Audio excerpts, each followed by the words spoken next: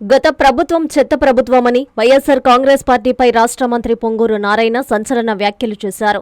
నెల్లూరులోని దొంతాలి డంపింగ్ యార్డుని ఆయన టీడీపీ నేతలు, కార్పొరేషన్ అధికారులతో కలిసి పరిశీలించారు. ప్రాసెసింగ్ ప్లాంట్ల పనులను పర్యవేక్షించారు. పనులు శరవేగంగా సాగుతుండటంతో నారాయణ సంతృప్తి వ్యక్తం చేశారు. ఈ సందర్భంగా మంత్రి నారాయణ మీడియాతో మాట్లాడుతూ గత వైసీపీ ప్రభుత్వం ప్రజలపై చెత్త పన్ను వేసిందని విమర్శించారు. 153 లక్షల చెత్తను రాష్ట్రంపై వదిలి వెళ్లిపోయిందని, తమ ప్రభుత్వం అధికారంలోకి వచ్చాక 130 లక్షల టన్నుల చెత్త తొలగించామని చెప్పారు. జూలై ఆఖరికల్లా మొత్తం తొలగిస్తామని పేర్కొన్నారు. రాష్ట్రంలో 107 ప్రాసెసింగ్ ప్లాంట్ల పనులు జరుగుతున్నాయని, జూలై నెలాఖరుకి అన్ని ప్రాసెసింగ్ ప్లాంట్లు ప్రారంభిస్తామన్నారు. ఏపీని చెత్తరహిత రాష్ట్రంగా తీర్చిదిద్దడమే కూటమి ప్రభుత్వ లక్ష్యమని తెలిపారు. సీఎం విజన్ వల్లే ప్రజారోగ్య పరిరక్షణ దిశగా అడుగులు వేస్తున్నామన్నారు. ఈ కార్యక్రమంలో commissioner Nandan, SC Jani, Jindal company general manager Ramakrishna, Zigma company ప్రతినిధులు, నారాయణ విద్యా సంస్థల జనరల్ మేనేజర్ విజయభాస్కర్ రెడ్డి తదితరులు పాల్గొన్నారు.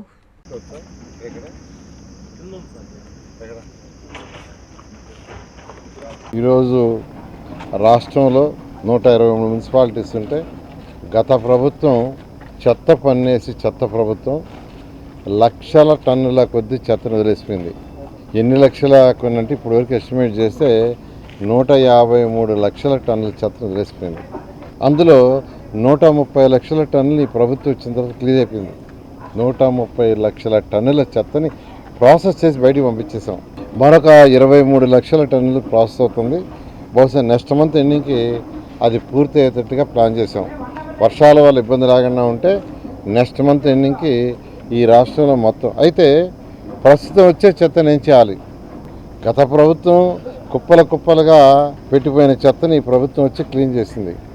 అయితే ఇప్పుడు వచ్చే చెత్తను ఏం చేయాలంటే 2 ప్రాసెస్. ఒకటి వేస్ట్ ఎనర్జీ ప్లాంట్స్.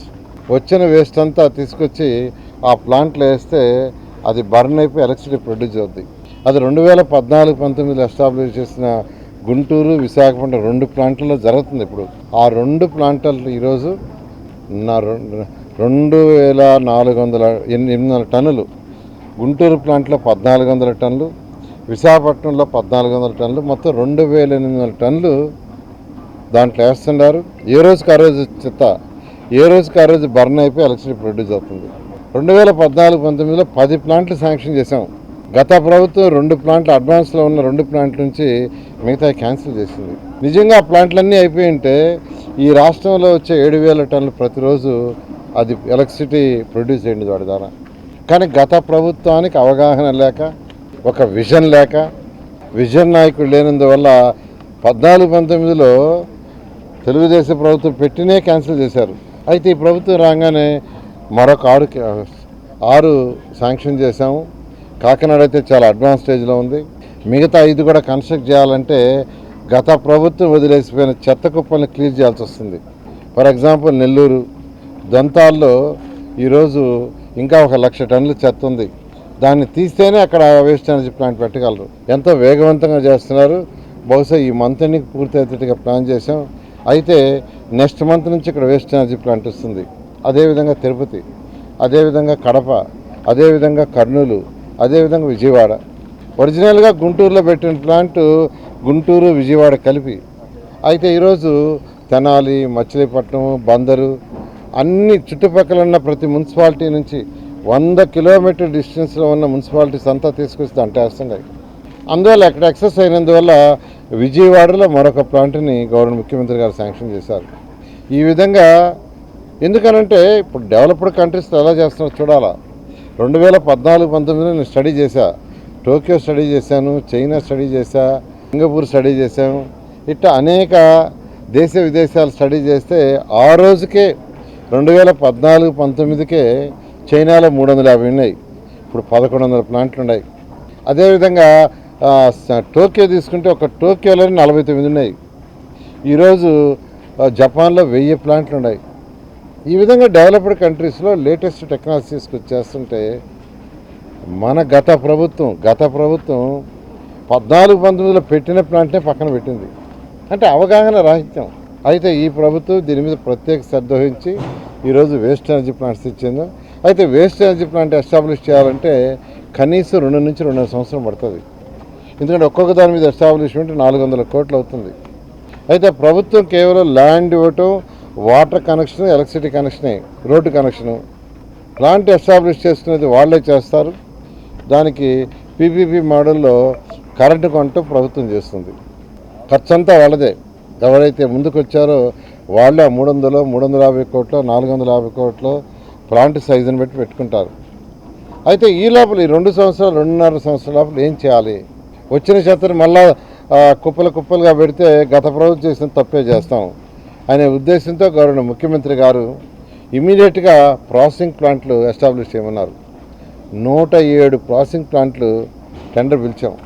123 మున్సిపాలిటీస్లో 123 ఉంటే వాటిల్లో 107 తప్ప మిగతా మున్సిపాలిటీ వచ్చే చెత్తంతా ఆ వేస్ట్ ఎనర్జీ ప్లాంట్కి పోతుంది. 2 ప్లాంట్కి 107 ప్లాంట్ల పోవట్ల దానికి సంబంధించిన చెత్తకి ప్రాసెసింగ్ ప్లాంట్ స్టార్ట్ చేసాము, టెండర్ పిలిచాము.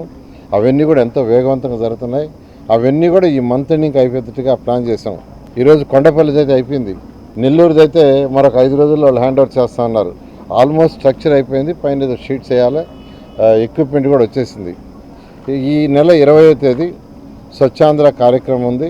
ఆ స్వచ్ఛాంధ్ర కార్యక్రమంలో కనీసం ఈ రాష్ట్రంలో 15 ప్లాంట్లు ఇట్లాంటి గౌరవ ముఖ్యమంత్రి గారి చేత వర్చువల్గా ఇనాగ్రేషన్ చేయడానికి రెడీ చేస్తున్నాం. నెక్స్ట్ మంత్ 3వ వారానికైతే మరొక 50, ఈ యొక్క 15 కాకుండా మరొక 50 కూడా ఇనాగ్రేషన్ చేయించాలని, వీలైనంతరకు జూలై ఎండింగ్కి అన్ని ప్లాంట్లు కంప్లీట్ చేసి ఈ రాష్ట్రంలో ప్రతిరోజు వచ్చే 7,000 టన్నుల చెత్తని వేస్ట్ ఎనర్జీ ప్లాంట్ ద్వారా కానీ ప్రాసెసింగ్ ప్లాంట్ ద్వారా కానీ ప్రాసెస్ చేసి ఏ రోజుకి ఆ రోజు పంపించే విధంగా ప్లాన్ చేశాం.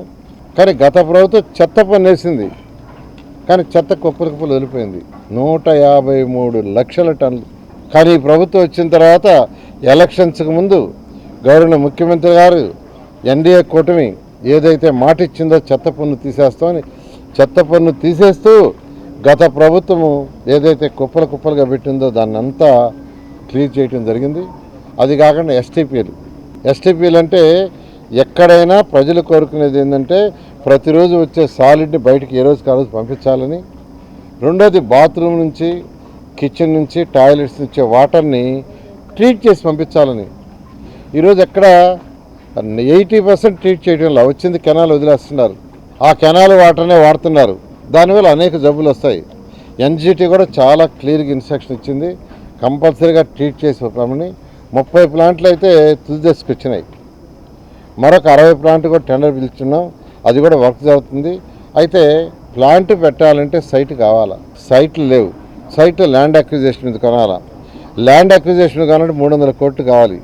గౌరవ ముఖ్యమంత్రి గారు అడిగితే రీసెంట్గానే పొల్యూషన్ కంట్రోల్ బోర్డులో ఉన్న డబ్బుని 300 కోట్లు ఇప్పించారు. రీసెంట్గానే వచ్చింది. కలెక్టర్కి ఆదేశం ఇచ్చాము, ఇమీడియట్గా ల్యాండ్స్ అక్వైర్ చేయమని. వాళ్ళు ఆల్రెడీ ప్రాసెస్ స్టార్ట్ చేశారు.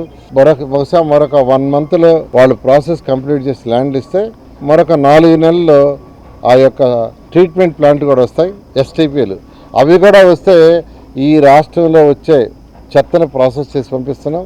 అదేవిధంగా లిక్విడ్ వేస్ట్, యూజ్డ్ వాటర్ని దాన్ని కూడా ట్రీట్ చేసి బయటికి పంపించడం జరుగుతుంది. ఎందుకంటే మనిషికి వచ్చే జబ్బులు సగం తాగే వాటర్ వల్ల, ఈ సాలిడ్ వేస్ట్ చెత్త చెదారం వల్ల వచ్చే ఇన్ఫెక్షన్స్. సో గవర్నర్ ముఖ్యమంత్రి గారు ఇప్పుడు ఒకటి చెప్తారు, మనిషి మానసికంగా శారీరకంగా ఆరోగ్యంగా ఉంటే బాగా పనిచేయగలడు. బాగా పనిచేసినప్పుడు అతని యొక్క ఆదాయం పెరుగుతుంది. అతని ఆదాయం పెరిగినప్పుడు రాష్ట్ర ఆదాయం పెరుగుతుంది. రాష్ట్ర ఆదాయం పెరిగితే అటు సంక్షేమాలు డెవలప్ చేయగలము. కాబట్టి ఆరోగ్యంగా ఉండాలంటే స్వచ్ఛాంధ్ర కార్యక్రమాన్ని బాగా నిర్వహించండి. స్వచ్ఛాంధ్ర కార్యక్రమంలోనే ఈ సాలిడ్ వేస్ట్, లిక్విడ్ వేస్ట్ ఈ రెండింటిని ఎంతో వీలైన తొందరలో కంప్లీట్ చేయాలి. ఈరోజు అధికారులు చేస్తున్నారు. దానికి తగ్గట్టుగా వాటి టెండర్లు తీసుకున్న ఏజెంట్లు కూడా చేస్తున్నారు. వీలైనంతవరకు జూలై ఎండింగ్కి ఈ రాష్ట్రంలో చెత్త మొత్తం క్లీన్ చేసి ప్రాసెసింగ్ ప్లాంట్ ద్వారా ఏ రోజుకి ఆ రోజు పంపించడం జరుగుతుంది. బహుశా రాబోయే 4 నెలల్లో ఎస్టీపీలు కూడా ఎస్టాబ్లిష్ చేసి యూజ్డ్ వాటర్ని కూడా ట్రీట్ చేసి పంపించడం జరుగుతుంది.